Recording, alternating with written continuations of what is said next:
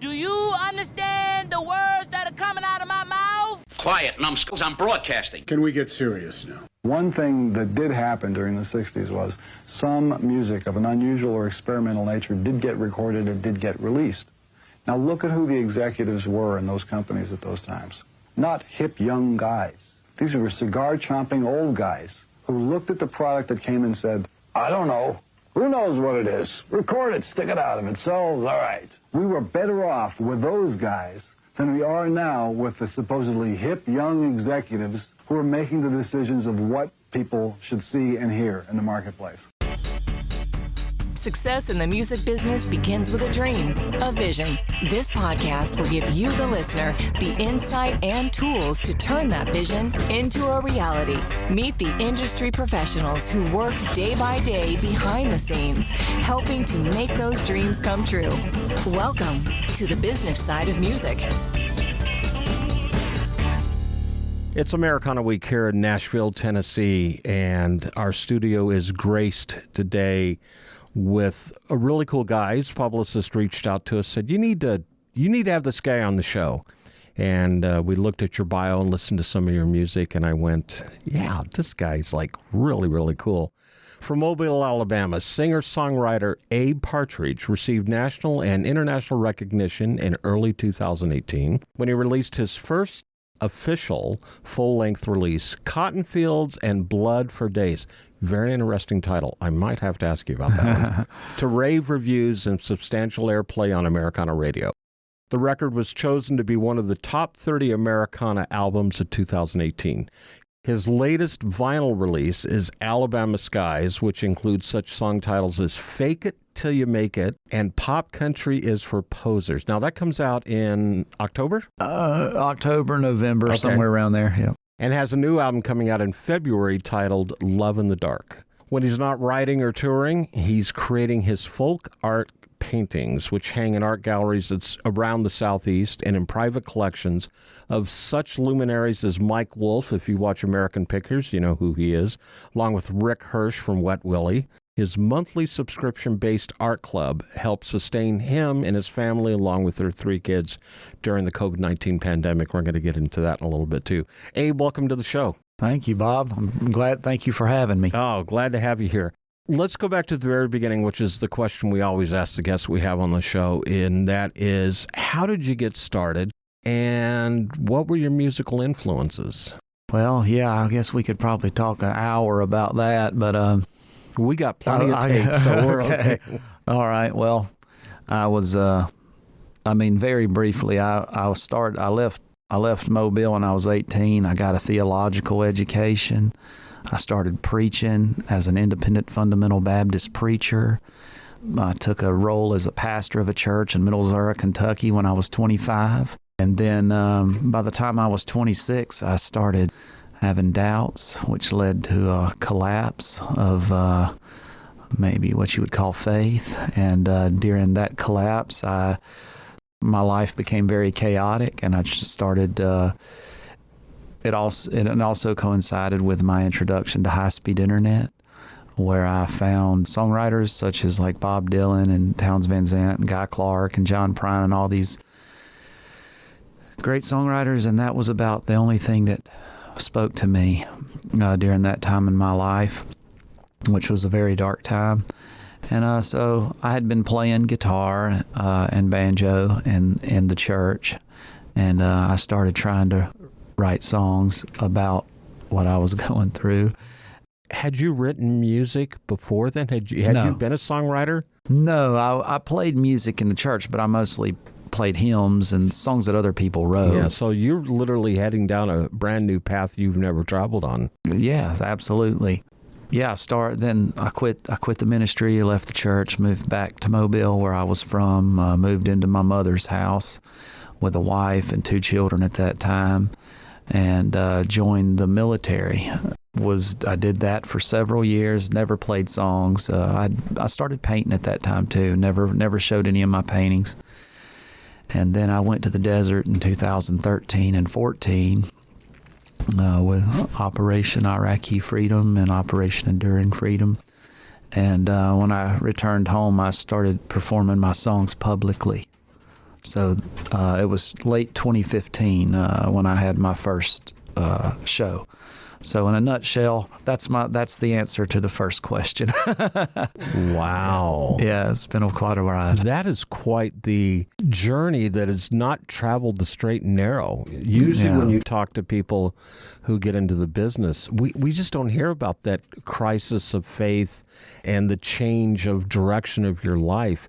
As a kid growing up, I mean, was music of an interest in your life? Oh, yeah. Music hit me for the first time, I believe I was 12 years old, but I don't remember exactly what age, but I do remember exactly what it was, and it was Smells Like Teen Spirit by Nirvana. And before that, I'd heard music, but it didn't really hit me way down inside where music that you love hits you. Yeah, the first time I heard that, I was the product of, I was born in 1980, so my parents split up when I was 7, and kind of had a little bit of moving back and forth, a little bit tumultuous. I mean, my parents both great folks and both loved me, but it was I went to a different school every year. And when I heard the Smells Like Teen Spirit, I fell for punk rock, and was heavily into that until a religious experience when I was 18 that led me down a different path. When you decided to start songwriting, was recording a project on your radar? Oh, no. I started writing songs just to stay healthy and to try to stay sane through a very dark time in my life when really nothing else made sense to me. And I had no intentions of ever performing songs publicly.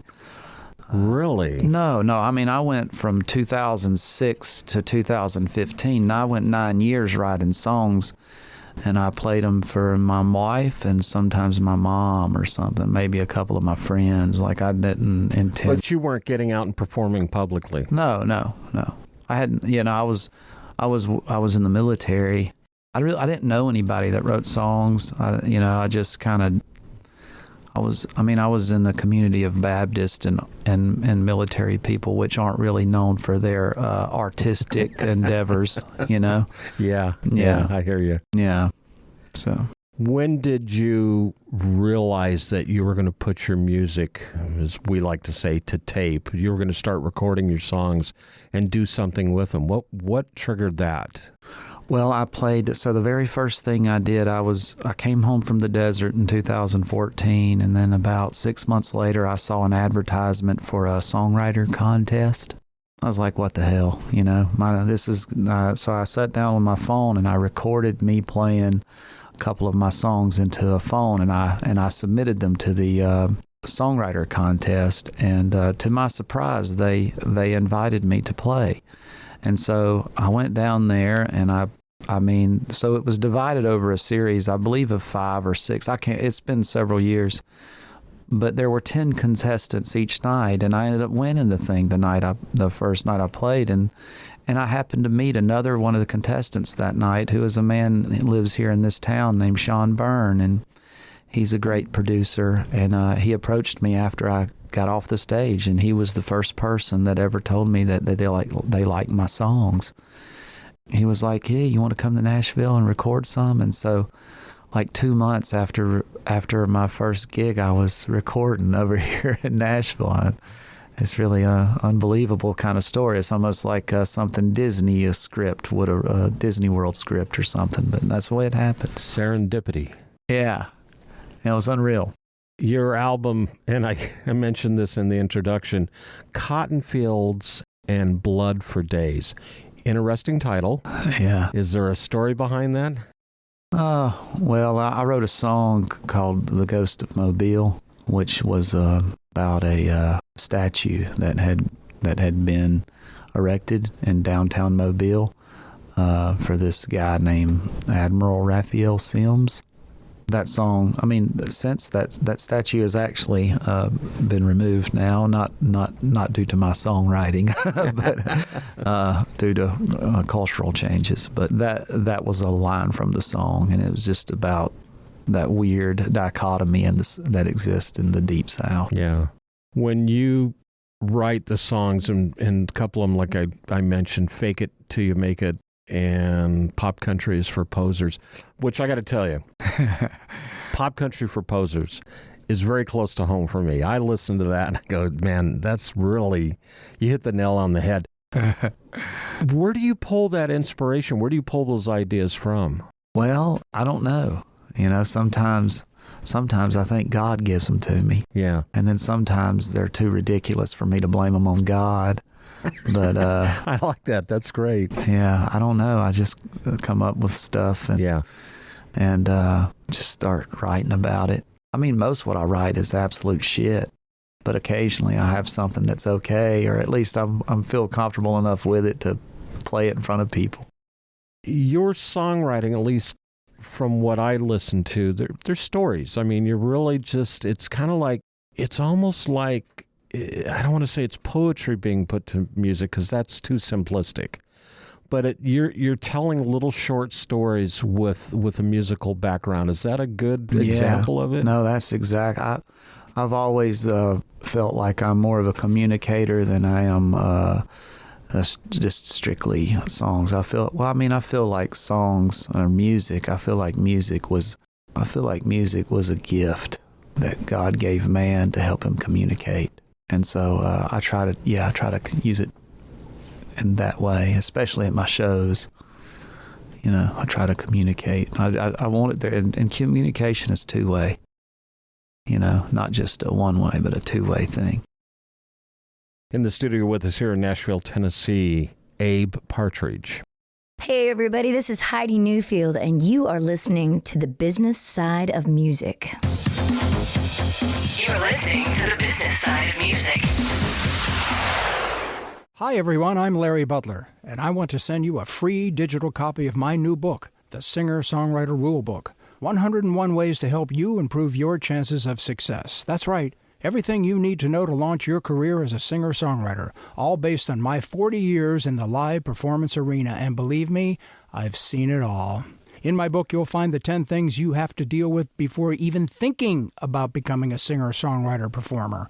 You'll also learn about the 5 things every singer-songwriter can do this weekend to make their live show better. 5 things I can guarantee that you are not doing already. Plus, there's tips on songwriting and staging, photo and video shoots, publishing, merch, dozens of other topics. All written for people who don't particularly like to read. And again, it's free. Just go to the Business Side of Music website homepage and look for my book cover. Click on it, and a free digital copy of my book will be yours. I'm Larry Butler, and I approve of this message. Whether you consider yourself a musician or not, music is all around us, and it affects our everyday lives. Whether it's background music influencing our shopping habits in a store, organ music adding the vibe to a baseball game, or a playlist convincing us to keep going on that last mile of a run. I'm Mindy Peterson, host of the podcast Enhance Life with Music, where we take a holistic look at music's benefits through the lens of science and medicine, entertainment, and business. You can find me and Enhance Life with Music at mpetersonmusic.com/podcast or wherever you get your audio. You're listening to The Business Side of Music. I'm not like them, but I can pretend. The sun is gone, but I have a light. The day is done, but I'm having fun. I think I'm dumb, or maybe just happy. I think I'm just happy. I think I'm just happy. I think I'm just happy. My heart is broke, but I have some glue. So help me inhale and mend it with you, and we'll float around. Back in the studio here in Nashville, Tennessee. It's Americana Week, of course, which is one of the reasons, or I should say it's probably the reason you are here. It is because of Americana Week. And those that don't know what Americana Week is, it is so totally different than CMA Music Fest or the GMAs or any other event. It is really, to me, a virtual melting pot of so many different kinds of music. Yes. At least when you started, did you realize you were an Americana artist, or did somebody say to you, this is what you are? Or how did you kind of figure out that this is where you belonged? Well, I mean, I'm not even really certain I belong here right now. Yeah. But they booked me here. And, I mean, that's a word. Americana is a word. I think Americana, at least to me, has kind of been, I don't want to say catch-all, but it's kind of like when you don't fit in any other genre, you don't fit any other style. Yeah, it does feel that way. Yeah. Yeah, because, I mean, I watched a psychedelic rock band from Britain last night. How was that? It was awesome. Yeah. Yeah, they were great.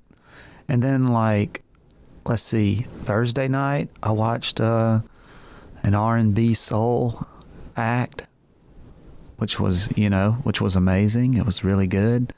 But those two acts really don't have much in common. Yeah, I don't understand the word. I don't really understand what they mean when they talk about Americana as a genre, because it's so very broad.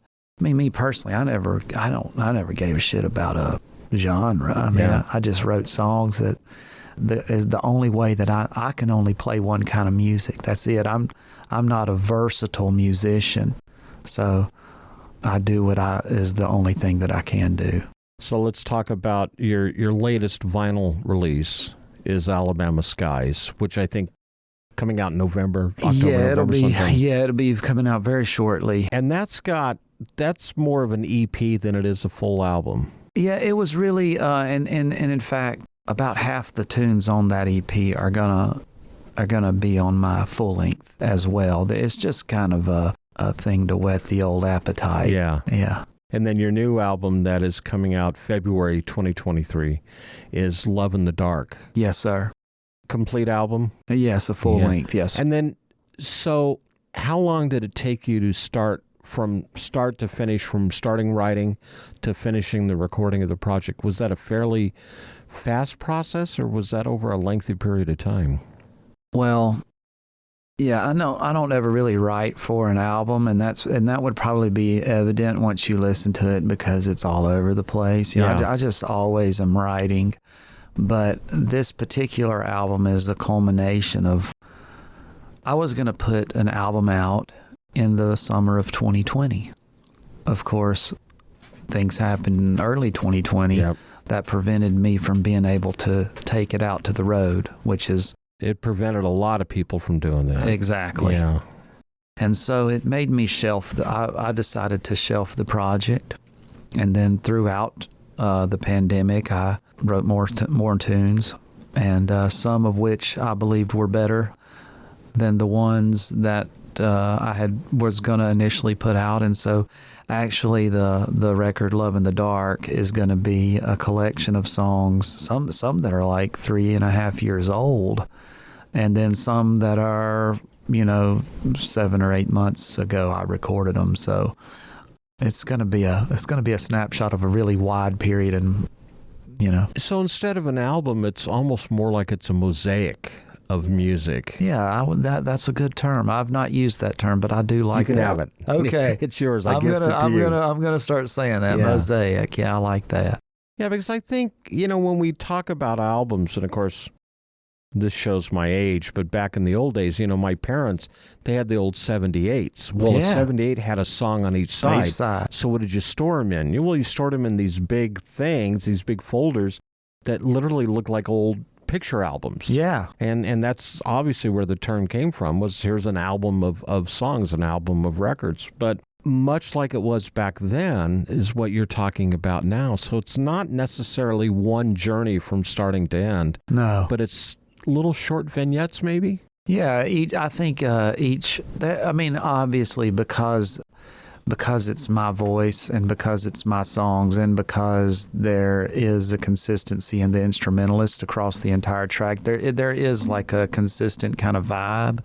But you know, if I have stuff on my record that's like spoken word pieces with soundscapes behind them, and then I have like straight up bluegrass stuff. So they're all just different. You know, each one. What I'm saying is each song was crafted for that song and not crafted for an entirety of a 12-song album, you know? Yeah. When you go out and perform, and I'm assuming you're out on the stage performing these days. Yeah, yes, I am. What's the response like? Are you making new fans? You getting new listeners out there? Oh, yeah, that's... Yeah, since I started in 2015, it's been a constant. It's constantly a constant rise. I've yet to find the plateau, and I'm certain that there will be a plateau at some point because what I do is odd, and I don't believe it will ever be mainstream, you know. But I find those other odd people every time I play a show that are into what I do. What type of people come to your shows? Young, old, male, female? So the demographics of my audience are probably, you know, obviously we're speaking in very general terms, but I would say are, you know, 30 to 70 probably. So that's a wide spectrum. Yeah. But I think that would probably, maybe that's what Americana means. Maybe Americana Fest is all more about the audience than it is the music. You know, it's interesting you say that because my wife and I were downtown yesterday for a couple of events, and as we were walking around, I was just going, we actually, from an age standpoint, an age perspective, we fit in. Yeah, because absolutely. There were people of all ages all around, and everybody was having a good time, and that's what I really enjoyed too, because, you know, as you said, the music was so diverse, from a psychedelic rock band to kind of an R&B soul group and everything in between. And we were running into people that were just, it was like a big, kind of like a sangria of music, you know, just put a little everything in a pitcher and drink it up, because it was just, is that what you're seeing? Absolutely, yeah. It just occurred to me, but yeah, maybe Americana is more about the audience range, a consistent audience than it is a consistent sound. Yeah, I mean, everywhere I go in these, I mean, that's generally the demographic that I see, 30 to 70. You know. Yeah. I mean, you don't see very many young people getting into you know, this kind of. I think sometimes the kind of art that. Sometimes this kind of art, you have to have a little life behind you to maybe connect with it. You know what I mean? Yeah. And there is a connection there of any kind of style of music, or most styles of music, but especially with what you're doing, there has to be that connection between you and the listener. More so, the listener has to be able to connect to you. Yes. Because it's so different. It's so unique. It's so diverse.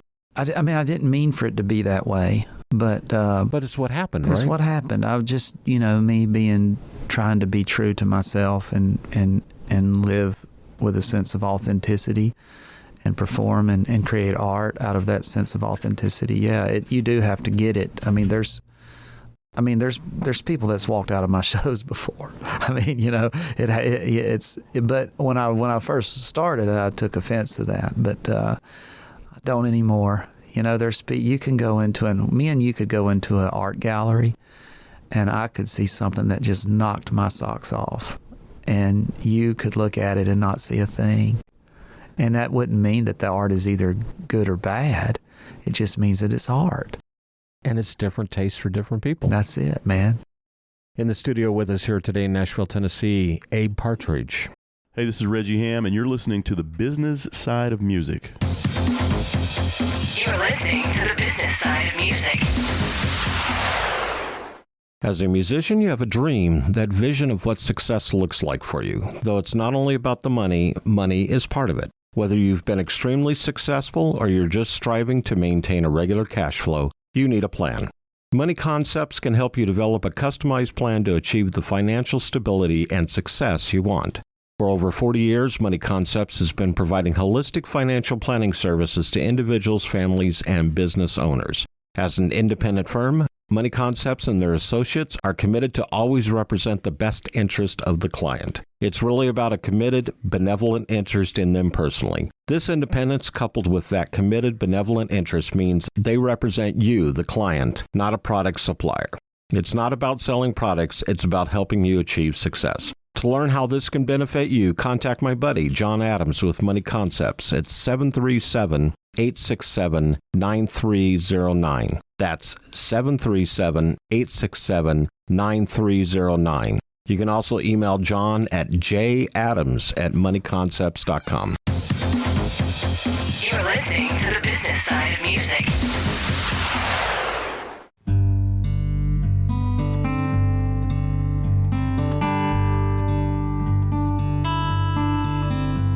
We're breaking up Christmas to the sound that wrapping paper makes.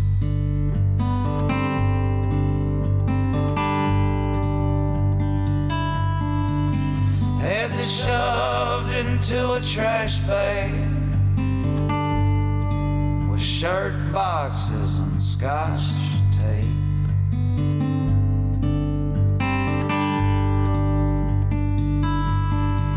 We used to save the bows for Granny,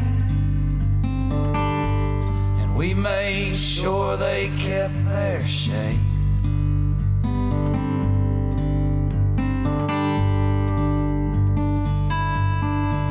And she would keep them in her closet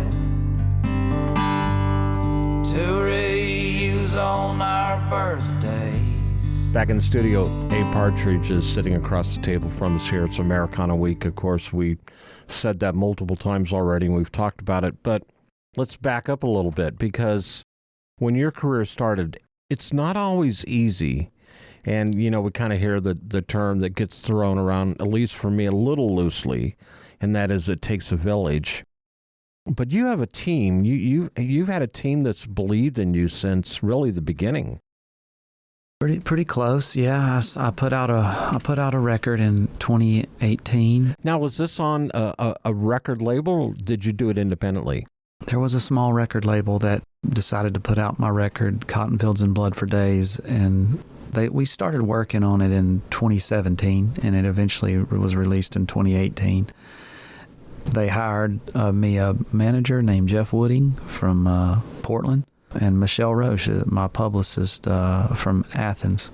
And that was like my first real, they started promoting my album, and I really started touring. I mean, I was already touring, but I started touring further out.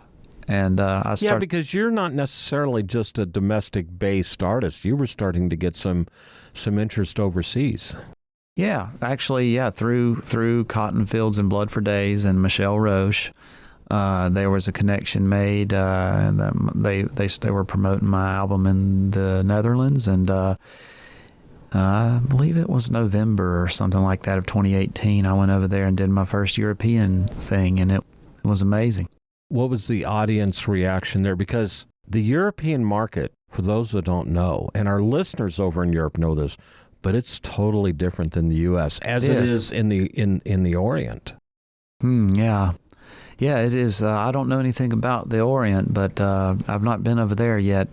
It was incredible. I had great response in the Netherlands, and then I went to the UK in 2019 as well.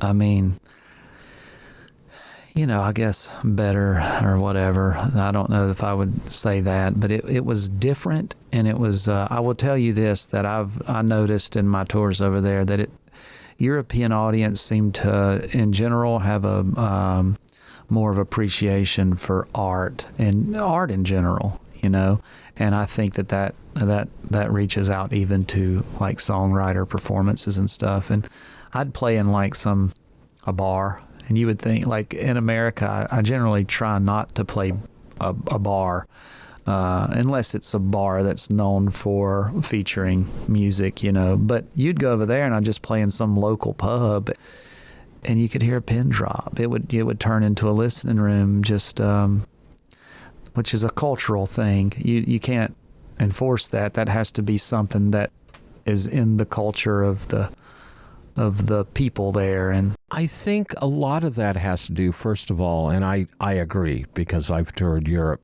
It's not, and I think it goes beyond just being a cultural thing, because let's face it, they've been doing this for a few hundred years more than we have. Absolutely. And I think you're right. The appreciation for music, they don't necessarily focus on 15 minutes of fame like we do here in the United States. They do really like to get deeper and become more intimate with their artists. Did you seem to find that? Right now, some of my biggest fans that are active, you have fans that you probably don't even know, but I'm talking about the fans that are active. They are always supporting my stuff on social media. How are your super fans? Yes, a bunch of them are Dutch people in the Netherlands, and people in the UK as well from my trips over there. They buy nearly everything that I make, and it's wonderful. So they really have. I'm anxious to get back. Let's go down a different path for a couple of minutes, if you don't mind. Let's talk about your painting. Okay. Yeah, you do folk art painting, and you've actually caught the interest, as I mentioned earlier, like Mike Wolf from American Pickers, or Rick Hirsch from Wet Willie, which I'm a huge Wet Willie fan. Oh, cool. How did that get started? Well, I started painting at the same time that I started writing songs. But how did that art get discovered by these people? He points to his publicist. So you started having showings in galleries?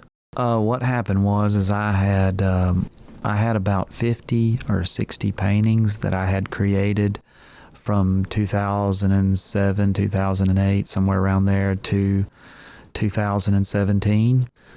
That's when Michelle Roche and Jeff Wooding came to my house to talk about the release of Cotton Fields and Blood for Days. And my wife would allow me to hang only one of my paintings on the walls of our home, and it was right beside the door to the entrance of my home, and it said "Welcome" on it. All my other paintings were hid in my office, right? Because my wife was afraid that they would scare people that came to our house because they're odd. Well, on the way out, when Michelle and Jeff were walking out the door, they stopped and they were like, "I love this art. Who did this?" And I said, "Well, I did it." Wow. And they said, "Oh, you make art?" And I was like, "Yeah." And so they scheduled me an art show, and I ended up selling like most of the art that I had made at that first art show. And, oh my gosh. Yeah. So then I was like, well, I guess I'm going to do this too. And then you also have a subscription-based art club. Yes. Let's explain that if you don't mind. Yeah. So when the pandemic came, I left my full-time job in March of 2019, and I have a wife and 3 children, and my wife works with me, and so I was making most of my income playing music on the road and selling art, but most of it came from playing shows on the road.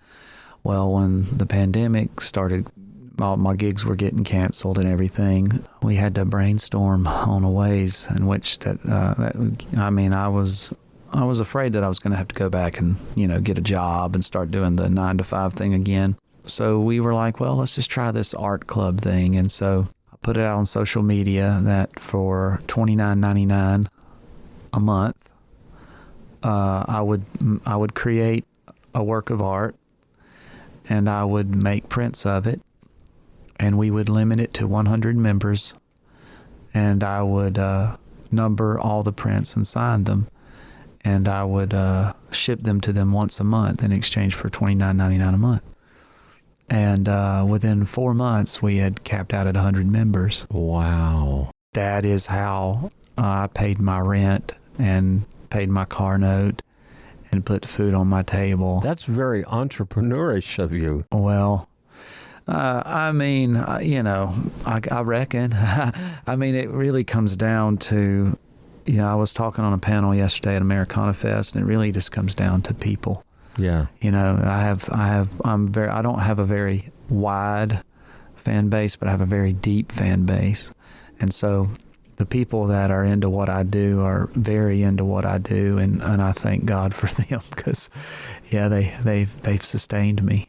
Are you still painting? Are you still doing the subscription club? Yes, we still maintain the subscription. I don't plan on doing away with it. We fluctuate in the membership, but I mean, there's no commitment, so somebody can join 1 month and then leave, right? So right. There's no time that they have to commit. We intend on carrying it right on through because it's really a huge benefit as an independent artist to have at least some money that's coming in monthly, because you don't have that as an independent artist without something like that. Last, but definitely not least, before we leave, you're into podcasting too. You have a brand new show that's just come out. As of this past Wednesday, it's been out about 50 hours now. What's the name of the show? The show is called Alabama Astronaut. Alabama Astronaut. Yes. What's it about? Well, I'm the subject of the podcast, but throughout the pandemic, from around June of 2020 to, I'm currently still engaged in this project, but until October of 2021, there was a guy by the name of Farrell Gibbs. He used to work for the Houston Chronicle as their head podcaster. He made a podcast about my work with a particular group of holiness believers that live in the Appalachian area that are known for handling serpents and consuming poisons in their worship. And I've been documenting their music. Wow. Yeah. Snake handlers. Yes. And I've been, they also actually play this really impassioned, highly intense form of rock and roll sacred music. And I've been multi-track recording that now for a couple of years. And we're going to eventually put out a document about it. And I've also been painting them. So I've also been painting the things that I've seen, which are pretty wild, as you can expect. To say the least. Do you make the trips up to the Appalachians to be with these people? Yes, from June of 2020 to, I was just in one a couple of weeks ago. Heavily through the pandemic, when everything was canceled and I didn't have any shows, I spent about 2 weeks a month with the Serpent Handlers. Yeah. Wow. I have to say that's a first for our show. We've never had anybody on that's been in that world. So the podcast Alabama Astronaut is about you and stories like this. So Farrell Gibbs, basically, he and I interviewed over the entire process, which, as you can imagine, was not very easy. Number one, these people are really not easy to find. Mm-hmm. You don't ride down the road and it says serpent handling here, right? You have to find this stuff. Yeah. And then even once you find them, it's really difficult for them to trust you and things like that. I'm sure they don't open up a lot. They've been lampooned a whole lot. Yeah. And so they're very gun shy of people that come in that look like me with a recorder in their hand. But fortunately, I ended up making some very meaningful relationships with many of the serpent handlers, and it's become one of the most through that podcast documents all of that, and it's one of it's been one of the most meaningful and things that I've ever done in my entire life. Came out on Wednesday, and today is Friday, and last night it broke into the top 10 documentary podcast on iTunes. Wow, congratulations. Thank you. Yeah, I was really, but there again, we go back to fans. Yeah. I have some really awesome fans, man. That's great. Yeah. And once again, you have the new album coming out, Love in the Dark, February 2023. Yes, sir. How can people find that? And how can people find you? Yeah, I mean, if you go to abepartridge.com, there will be lots of things there, and including the record and the art club and all kinds of stuff. Can they pre-order the album now? Not yet. I reckon probably December, January, something like that. We'll probably put it out for pre-order. Are your tour dates on there also? Yes, they are. So we can find you in the next friendly city. Yes, sir. Abe, thank you so much. Thank you, Bob. I really appreciate you having me. The Business Side of Music is the creation of Tom Sabella and Tracy Snow and is produced by Bob Bender. The Business Side of Music is recorded at Music Dog Studios in Nashville, Tennessee. Production sound designed by Keith Stark. Voiceover and promo by Lisa Fuson.